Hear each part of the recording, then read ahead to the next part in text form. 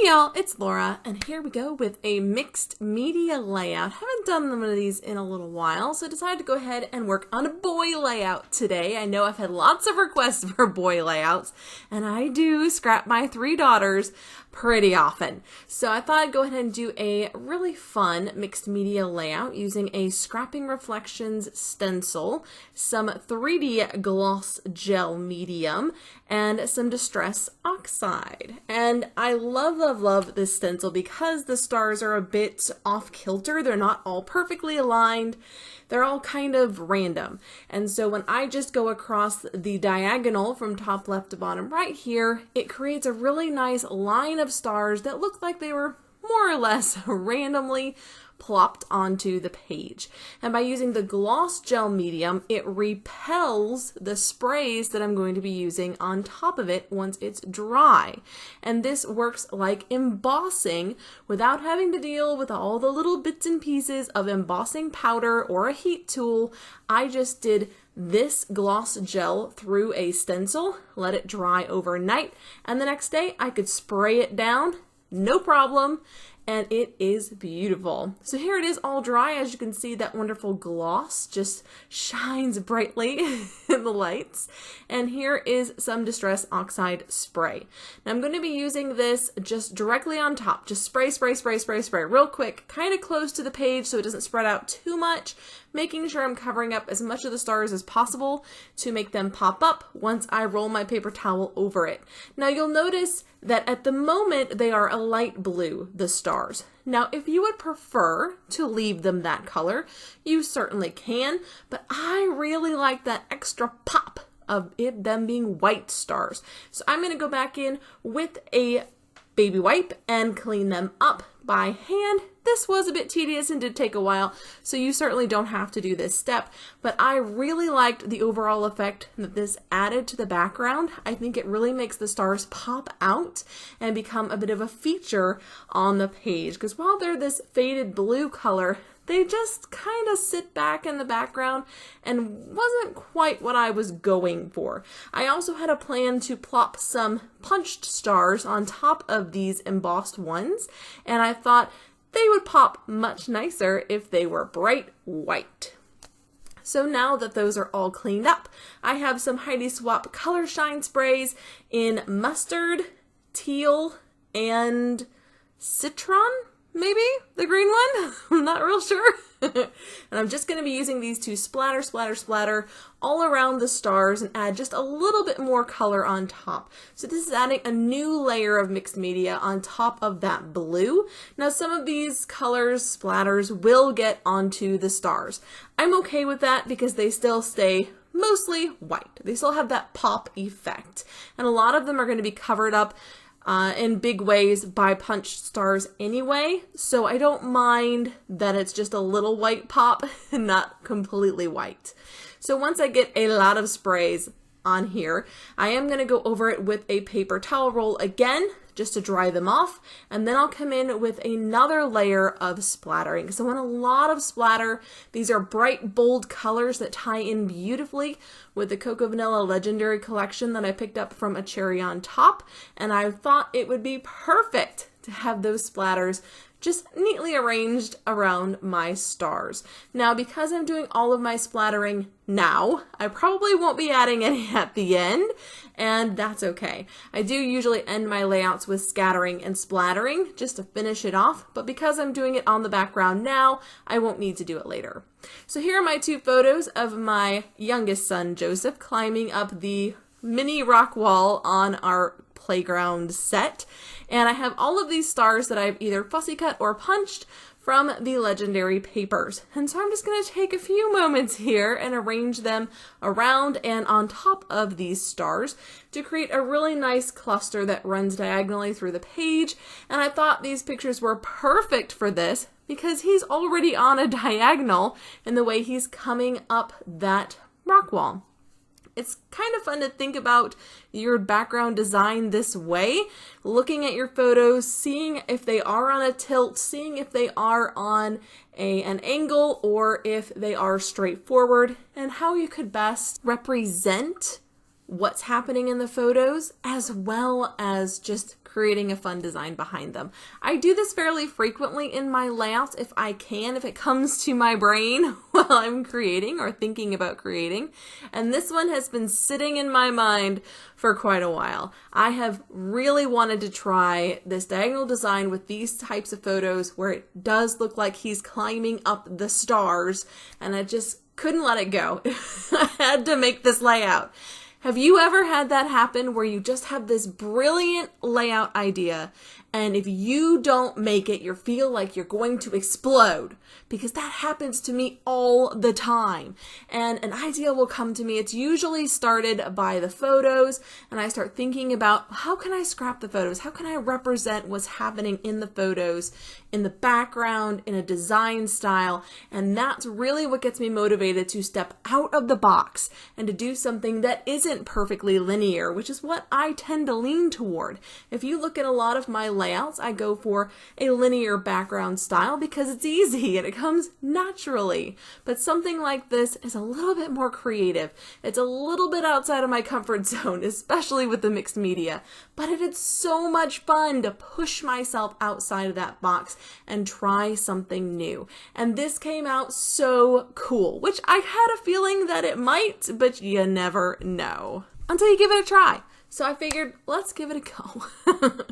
So here is my attempt at this mixed media layout. It was a lot of fun to do. It was very messy because when you use sprays, they go everywhere. But I will point out to you really quickly, while I'm placing a bunch of these little stars, this is a lot of scattering happening in this moment. I did use a Distress Oxide spray, which is more opaque than the regular distress sprays. So you're going to get more of a chalky finish, a solid finish, and less of a transparent see-through finish.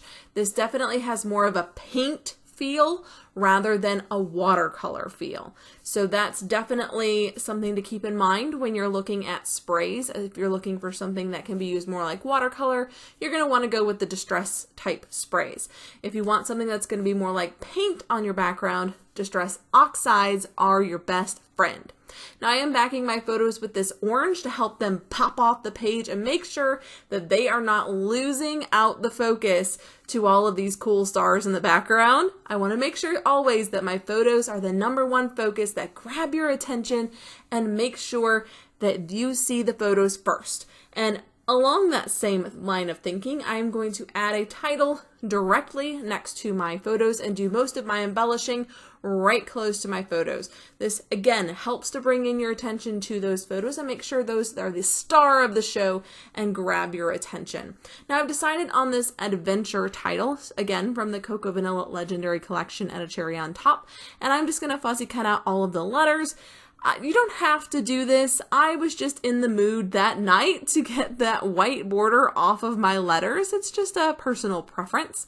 So then I'm going to go ahead and tape those down on kind of a wonky, uneven way, so they again have that kind of climbing feel to them. Now this little packet here is a mix of a sticker sheet and an ephemera pack, as well as probably some cut-up arts, because occasionally I just cut up a sticker pack, like a whole page of 6x12 stickers, and add them to the ephemera because it's easier to just place them around the page, see how I can use them, rather than pulling them off the sticker sheet and then now you have a sticky sticker that may not go back on the sticker sheet very well.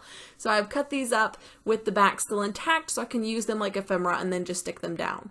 So I'm adding some words on top of a few of the stars, and then I'm going to grab some tickets and other little pieces of ephemera and tuck them on either side of my title, just to add another little pop of color and another little pop of interest really closely to my photos to give them the center of attention that they deserve. Now, I won't end up putting a lot of journaling on this one, mostly because it's fairly self-explanatory. It's not a big story.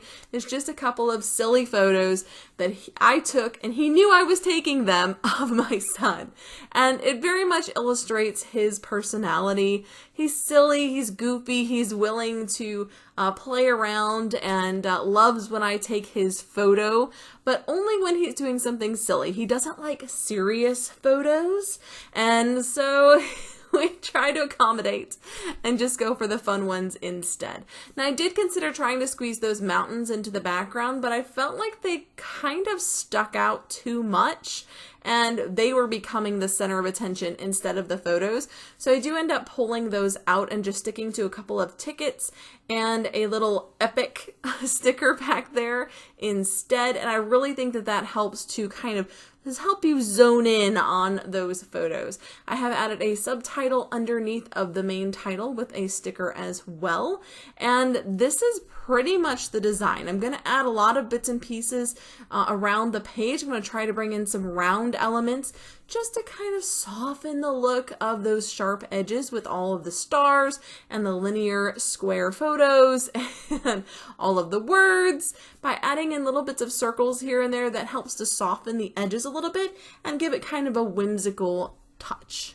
Now, I did decide to add on a little bit more to this title with this little ticket that says extreme. I am going to trim that down a little bit so it's not quite covering up that much of the photo, but I thought extreme adventure was kind of a tongue-in-cheek title, just something a little bit funny, because again, he's climbing up of a very small rock wall that is actually intended for probably 4 or 5-year-olds.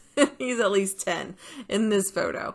So I had to kind of giggle with that extreme adventure as the title, but it did crack me up. I am going to also cut all of those little words I've placed on top of the stars into fishtails at the end. And the easiest way to do that is just cut in the center and then cut in from each corner, and you create that lovely little banner shape on either end. And that's just a fun little detail. You don't have to do that, but I think it's a fun little detail to add.